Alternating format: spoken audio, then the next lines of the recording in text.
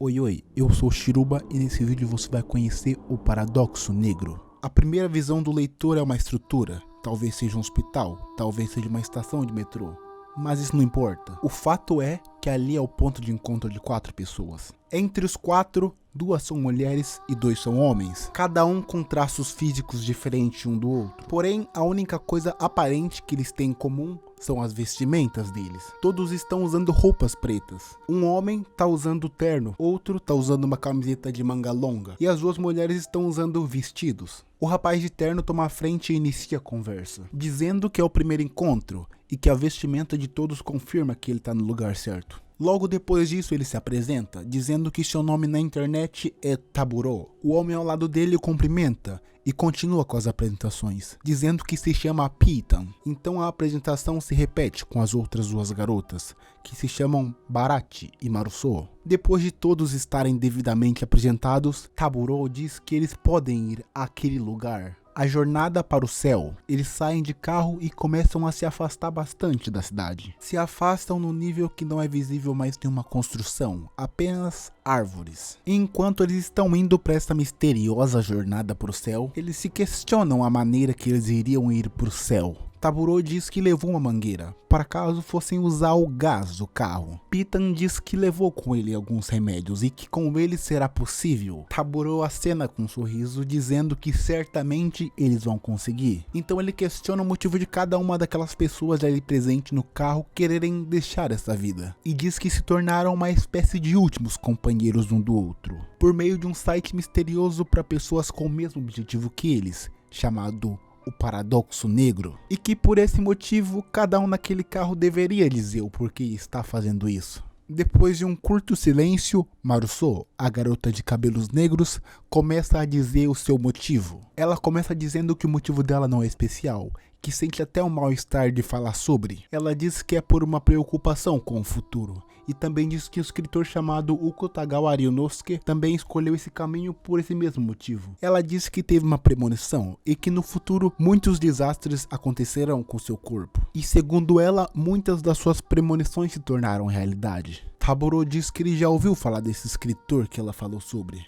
E diz que as pessoas falam que quando o autor estava para morrer, ele viu a própria duplicata, ele viu o próprio doppelganger. A Maruso diz que já ouviu falar sobre esse fenômeno que pessoas veem pessoas idênticas a elas. Porém, ela diz que não foi isso que viu. Porém, o Taburo continua seu raciocínio dizendo que já viu um. Ele diz que já viu um com certeza. Ele diz que foi há alguns meses e quando eles se encontravam, eles encaravam um ao outro. Ele enfatiza que aquela figura, aquele sujeito se parecia extremamente com ele e que mantinha os olhos fixos nele, como se tivesse uma intensa intenção de matar. E fala sobre algumas teorias que algumas pessoas veem suas duplicatas antes de morrer. Então ele diz que ele vai fazer isso por ele mesmo e que não vai esperar que a duplicata dele vá atrás dele. E ainda fala algumas coisas sobre a sua vida para os seus últimos companheiros de viagem. O segundo homem, Pitan, diferente de Taburo, não tinha visto sua duplicata e também não previu nenhum acontecimento como a Maruso.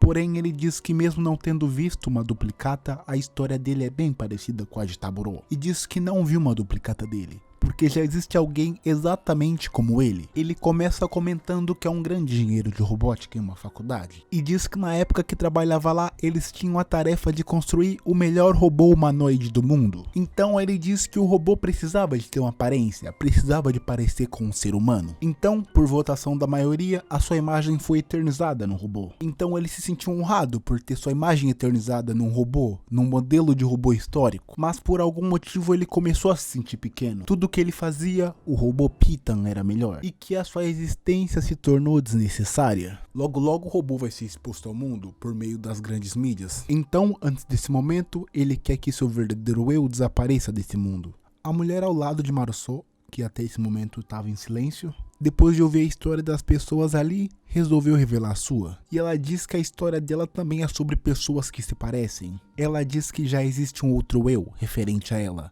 e que esse outro eu já recebeu uma pena de morte.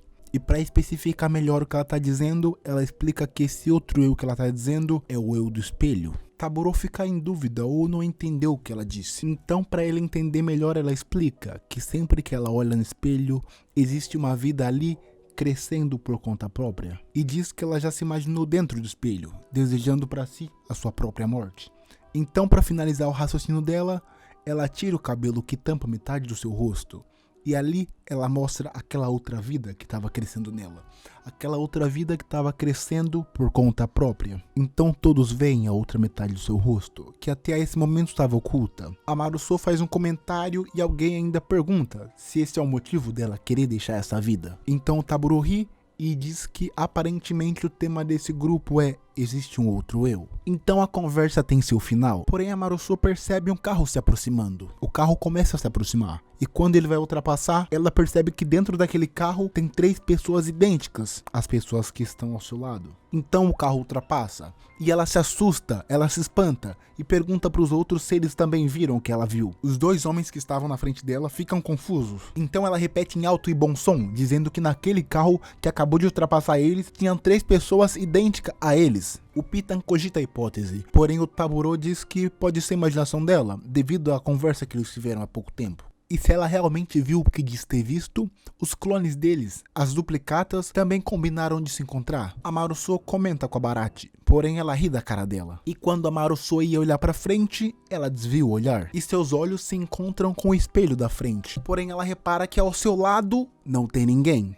O reflexo ao lado dela tá vazio, e em seguida ela começa a raciocinar e lembrar sobre o tal reflexo da Baratie. Ela nota que ela não tem reflexo, e quando ela tava falando sobre o rosto dela, ela disse: o lado direito do meu rosto é feio, porém o lado que tá escondido é o lado esquerdo. Depois de um bom tempo de viagem, eles param num local extremamente afastado, e todos concordam que aquele é o local perfeito. Então todos começam a preparar o ambiente para consumar a despedida deles desse mundo. Eles formam 2 grupos para fazer as tarefas: Pitan e Baratie, e Maruso e Taburo. Em um certo momento, Taburo chama Maruso de canto e comenta com ela que percebeu que quando Pitan se move, ele faz um som de motor. Então ele diz que aquele Pitan não é humano, aquele é o Pitan robô, e se pergunta por que o Pitan robô tá ali. Por que ele foi pra lá? A Maruso fica sem saber o que responder, então fala sobre o que ela descobriu sobre a Baratie. O Taburo fica espantado, e eles 2 chegam à conclusão que os 2 não humanos iam deixar só eles partirem. Então eles tomam a decisão de fugir. Eles começam a caminhar discretamente até um ponto que o Taburo diz para Maruso correr. Então quando a Maruso olha para trás, ela vê Pitan e Baratie correndo atrás de ambos. Enquanto corre fazendo sons de motor, o robô Pitan perguntam por que eles estão correndo, se eles decidiram fazer aquilo juntos. Então enquanto todos correm, a Maruso tropeça numa pedra e cai. Porém, como reflexo, ela pega essa pedra e arremessa para trás. Então essa pedra acerta a Baratie. E, estranhamente, ela quebra. Ela se quebra em vários cacos, como se fosse um espelho. Mas o robô Pitan não foi atingido, e ele avança na direção do Taburo. Então, no meio da briga do robô Pitan e do Taburo, o robô Pitan acerta ele. Então o Taburo some. Ele se desfaz. Então a Maruso, que tá vendo tudo isso, fica em choque.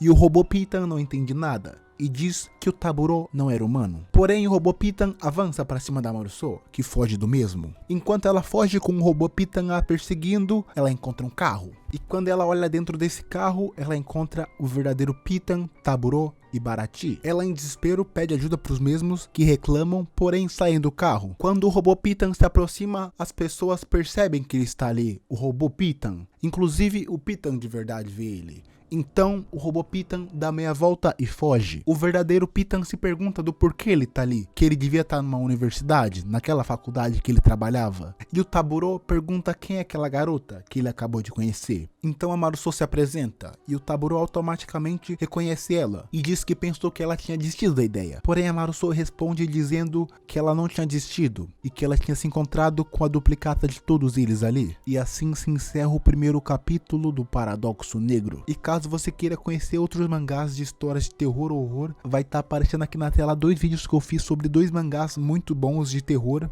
Então vai lá, dá uma conferida e até mais.